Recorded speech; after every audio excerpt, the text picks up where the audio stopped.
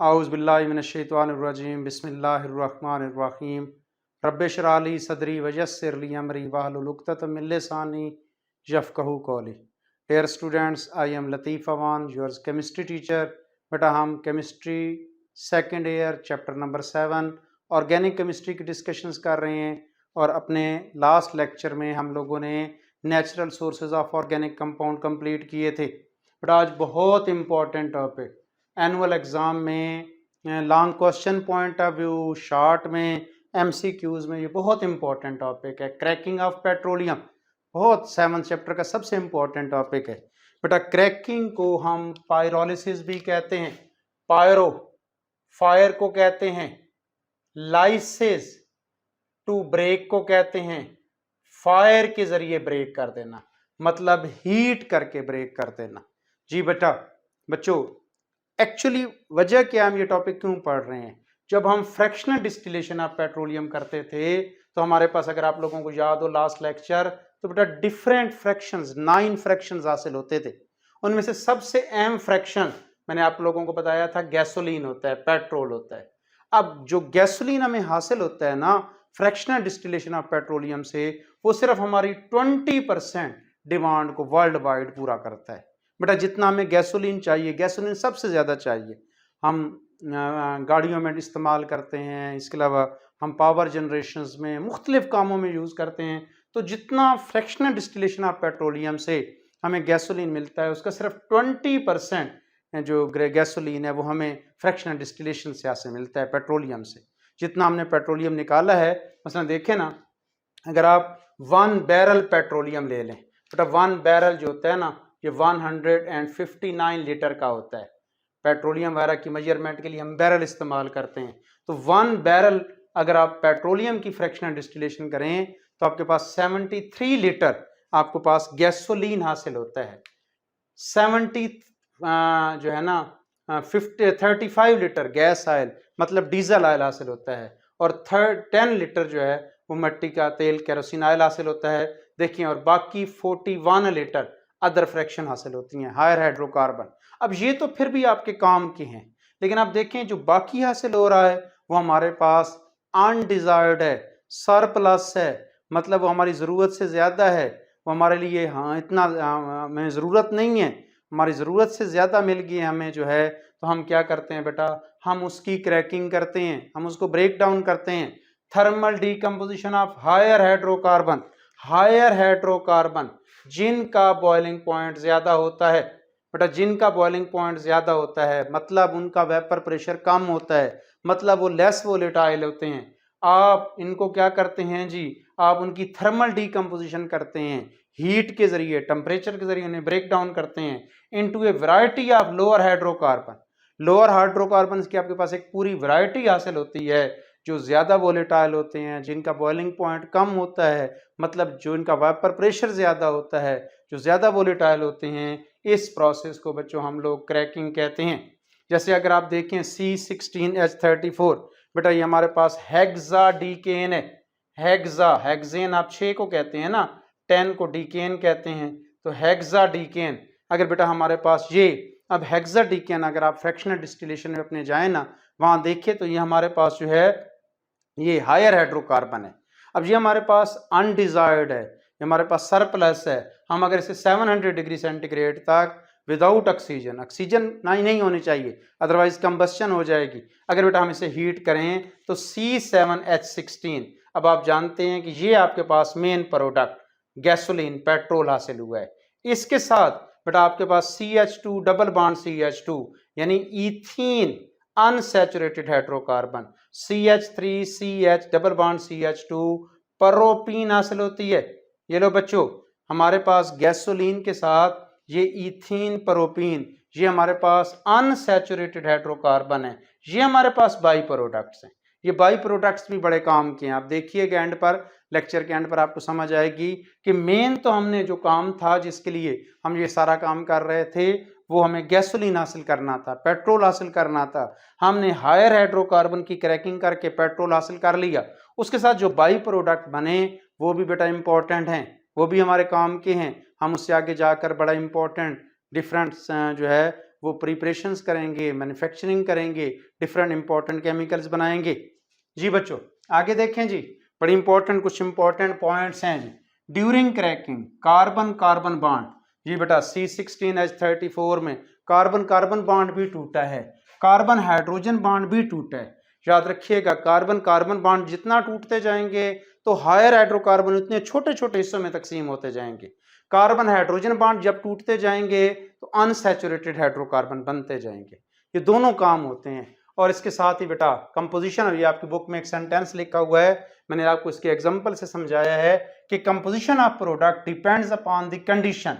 आप किस किस्म की कंडीशन दे रहे हैं उसकी बेस पर क्रैकिंग के नतीजे में आपको प्रोडक्ट मिलेगा। जैसे बेटा देखें C8H18 है, ये आपके पास ऑक्टेन है। अब ऑक्टेन की आप क्रैकिंग करते हैं तो आपके पास ब्यूटेन और ब्यूटीन भी हासिल होता है, ये दोनों हासिल हो सकते हैं। इसी तरीके से बेटा हेक्सेन और ईथीन भी हासिल हो सकता है। सिमिलरली ब्यूटेन, ईथीन, मीथेन और कार्बन ब्लैक भी आप गिनते जाएं C8H18, आपको हर जगह पर C8H18 ही मिलेगा। मतलब ये देख लें कि हम क्रैकिंग कर रहे हैं, लेकिन ये प्रोडक्ट कौन सा हासिल करता होना है ये डिपेंड करता है कि आपने किस किस्म की कंडीशन अप्लाई की है, टेम्परेचर कितना दिया है, प्रेशर कितना दिया है, आप किस किस्म का कैटलिस्ट इस्तेमाल कर रहे हैं। ये सारी चीज़ें जो हैं प्रोडक्ट जो है क्रैकिंग के जो प्रोडक्ट होता है उसके लिए रिक्वायर्ड होती हैं। आगे चलते हैं जी, टाइप्स ऑफ क्रैकिंग। क्रैकिंग की बेटा हमारे पास वैसे तो क्रैकिंग की 4 टाइप्स होती हैं, लेकिन हमारे सिलेबस में 3 टाइप्स हैं। एक thermal cracking, catalytic cracking, steam cracking. अब थर्मल नाम से शो हो रहा है जी बच्चों, हीट के जरिए, हायर टेम्परेचर के जरिए। तो इसमें बच्चों हम हायर हाइड्रोकार्बन्स लेते हैं, हायर हाइड्रोकार्बन्स को हम हाई टेम्परेचर, पता है कितना high temperature, 700 to 900 degree centigrade temperature, ये याद रखना है बेटा जी। High pressure up to 70 ATM pressure, high temperature हमने दे दी है, हाई प्रेशर दे दी है। हायर हाइड्रोकार्बन जो होते हैं वो लोअर हाइड्रोकार्बन्स में चेंज हो जाते हैं। अब इसके नतीजे में बट हमारे पास जो नेचर ऑफ प्रोडक्ट्स बनते हैं ना, वो मेनली तौर पर ठीक है गैसोलीन हासिल होता तो है, लेकिन उसके साथ जो मेनली हासिल होते हैं वो अनसैचुरेटेड हमारे पास हाइड्रोकार्बन जो बाई प्रोडक्ट्स होते हैं वो ज्यादा हासिल होते हैं। जो हमने पढ़ा था कि बाई प्रोडक्ट जिसके लिए मेनली तो हम लोग गैसोलीन के लिए हासिल करने के लिए कोशिश कर रहे हैं, लेकिन थर्मल क्रैकिंग के नतीजे में क्योंकि क्रैकिंग ज्यादा हो जाती है, ज्यादा जगह से टूट जाता है, तो इसके नतीजे में हमारे पास जो है वो अनसैचुरेटेड हाइड्रोकार्बन ज्यादा बनते हैं। इसी तरीके से बेटा अगर हम कैटालाइटिक क्रैकिंग करें, नाम से शो हो रहा है कैटालाइटिक या मतलब लो टेम्परेचर, हम हायर हाइड्रोकार्बन लेते हैं, हायर हाइड्रोकार्बन को कंपैरेटिवली कम टेम्परेचर, पता है कितना कम टेम्परेचर, 500 डिग्री सेंटीग्रेड। भाई थर्मल डीकंपोजिशन है, टेम्परेचर तो हमने लाजमी देना है, लेकिन कंपैरेटिवली थर्मल के मुकाबले में कैटालाइटिक क्रैकिंग में हम टेम्परेचर कम दे रहे हैं, कंपैरेटिवली कम प्रेशर, बेटा सिर्फ 2 ATM प्रेशर दे रहे हैं। तो इसके नतीजे में हमारे पास जो है वो लोअर हाइड्रोकार्बन बन जाते हैं। और साथ ही अब इसमें सिर्फ ये काम नहीं है, ये दोनों चीजें मस्ट नहीं है, बल्कि आपके पास एक कैटलिस्ट भी, बेटा कैटलिस्ट हमारे पास जो है mixture of alumina plus silica Al2O3 और SiO2, इन दोनों चीजों का मिक्सचर भी आप जरूर यूज करते हैं। मिक्सचर यूज करके तो आप हायर हाइड्रोकार्बन को लोअर हाइड्रोकार्बन में आप चेंज हो जाते हैं। याद रखिएगा बेटा जी, इसमें जो नेचर ऑफ प्रोडक्ट बनता है वो हमारे पास gasoline of high octane number, ये हमारा नेक्स्ट लेक्चर होगा हाई ऑक्टेन नंबर वाला। ऑक्टेन नंबर क्या होता है बेटा, ये एक पैरामीटर है जिसके जरिए हम फ्यूल की क्वालिटी को जज करते हैं। तो हम गैसोलीन हासिल करते हैं, और गैसोलीन भी हम हल्का वगैरह नहीं हासिल करते, अच्छे वाला गैसोलीन हाई ऑक्टेन वाला, मतलब अच्छी क्वालिटी का पेट्रोल हासिल हो जाता है। तो अब सबसे बेस्ट है आपके पास कैटालाइटिक क्रैकिंग। तीसरे नंबर पर स्टीम क्रैकिंग। स्टीम क्रैकिंग में क्या होते हैं बेटा जी, हम लोग हायर हाइड्रोकार्बन्स लेते हैं, हायर हाइड्रोकार्बन्स को पहले ना हम लोग वो वेपराइज करते हैं, इनको वेपराइज फॉर्म में लेके आते हैं, मतलब इतने टेम्परेचर पे हीट करते हैं कि ये वेपराइज हो जाए। लो बॉइलिंग पॉइंट होते हैं तो जल्दी वेपराइज हो जाते हैं। इसके बाद बेटा इसमें फिर हम स्टीम को मिक्स करते हैं, स्टीम की इसके अंदर मिक्सिंग करते हैं। जब ये मिक्सिंग हो जाता है तो फिर इनको बेटा जी हम लोग जो है वो 900 डिग्री सेंटीग्रेड पर for short duration of time, बहुत थोड़ी टाइम के लिए, और कूल रैपिडली, और जल्दी जल्दी फिर ठंडा कर लेते हैं। दोबारा देखिएगा हमने क्या कहा है, हायर हाइड्रोकार्बन लिए हैं, उनको हम लोग वेपराइज फॉर्म में लेके आए हैं, फिर उसमें हमने स्टीम मिक्स की है, फिर 900 डिग्री सेंटीग्रेड तक फॉर शॉर्ट ड्यूरेशन, थोड़ी देर के लिए, और फिर हमने रैपिडली इसको कूल किया है। जैसे ये काम हुआ है बच्चों, हमारे पास स्टीम क्रैकिंग हो गई है। स्टीम क्रैकिंग के नतीजे में जो नेचर ऑफ प्रोडक्ट्स बनते हैं ना, वो बेटा हमारे पास गैसोलीन हासिल नहीं होता, बल्कि हमारे पास अनसैचुरेटेड हाइड्रोकार्बन्स, जो बाई प्रोडक्ट जिनकी हम बात कर रहे थे, अनसैचुरेटेड हाइड्रोकार्बन हासिल होते हैं। जी बच्चों, हमने 3 टाइप्स ऑफ क्रैकिंग देख ली। हमने देखा कि थर्मल क्रैकिंग के नतीजे में हाई टेम्परेचर पे, हाई प्रेशर पे आपके पास हायर हाइड्रोकार्बन को लोअर हाइड्रोकार्बन में आपने चेंज कर दिया है, लेकिन मेनली आपके पास अनसैचुरेटेड हाइड्रोकार्बन बने हैं। स्ट्रेटालाइटिक क्रैकिंग सबसे बेस्ट क्रैकिंग है, क्योंकि हमारा मकसद पूरा हो रहा है। Comparatively low temperature, comparatively low pressure, लेकिन साथ ही कैटलिस्ट से हमने जो है वो बेटा जी हायर हाइड्रोकार्बन को लोअर हाइड्रोकार्बन, और मेनली जो मेन पर्पस था वो गैसोलीन ऑफ हाई ऑक्टेन हासिल कर ली है। लास्ट में स्टीम क्रैकिंग में हमने हायर हाइड्रोकार्बन को पहले वेपराइज किया है, फिर उसमें स्टीम मिक्स की है, फिर उसको 900 डिग्री सेंटीग्रेड तक for short duration of time हमने हीट किया है और कूल रैपिडली। इसके नतीजे हमारे पास अनसैचुरेटेड हाइड्रोकार्बन हासिल हुए हैं। लास्ट जी, व्हाई वी नीड क्रैकिंग, हमें क्रैकिंग की जरूरत क्यों आती है, ये अक्सर पेपर में शॉर्ट आंसर क्वेश्चन आता है। तो बेटा जी क्रैकिंग से need to fulfil the demands of gasoline, basically हम तो गैसोलीन, हमें आपको मैंने इस लेक्चर के स्टार्ट में आपको बता दिया था कि हमें फ्रैक्शनल डिस्टिलेशन ऑफ पेट्रोलियम से जो गैसोलीन मिल रहा था वो ओनली 20% वर्ल्ड वाइड डिमांड पूरा करता है। तो फिर बेटा हम गैसोलीन से कहते हैं कोई 30-40% गैसोलीन हमें जो इस वक्त जो हमारा डिमांड पूरी कर रहा है वो हम क्रैकिंग से हासिल कर लेते हैं।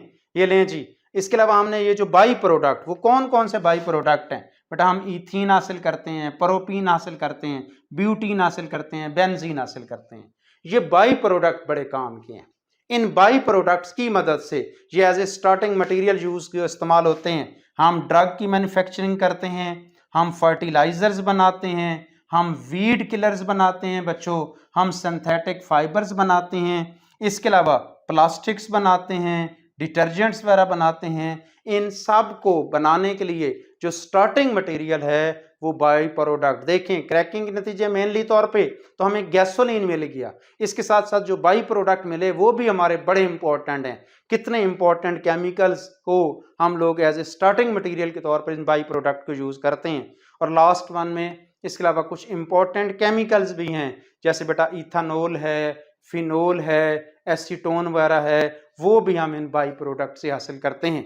तो ये बहुत इंपॉर्टेंट टॉपिक था। क्रैकिंग क्यों कर रहे हैं, क्रैकिंग की डेफिनेशन क्या है, इसकी एग्जांपल क्या है, इसकी एक्सप्लेनेशन में हमने किस किस्म का प्रोडक्ट हासिल करना है, फिर बेटा टाइप ऑफ क्रैकिंग, आप इनका टेम्परेचर, इनका प्रेशर, इनका नेचर ऑफ प्रोडक्ट किस किस्म की हासिल होती है, और हमारे पास लास्ट में कि हम क्रैकिंग क्यों कर रहे हैं, मेन रीज़न गैसोलीन हासिल करना है। इसके अलावा जो बाई प्रोडक्ट्स हैं ये भी बड़े इंपॉर्टेंट है, इससे हम बड़े इंपॉर्टेंट केमिकल्स के एज ए स्टार्टिंग मटेरियल हम इसे यूज़ करते हैं। उम्मीद है आपको मेरी ये बातें समझ आई होंगी। अल्लाह पाक आप लोगों को हामी और नासिर हो, दुआओं में याद रखिएगा बेटा जी। अल्लाह हाफिज़।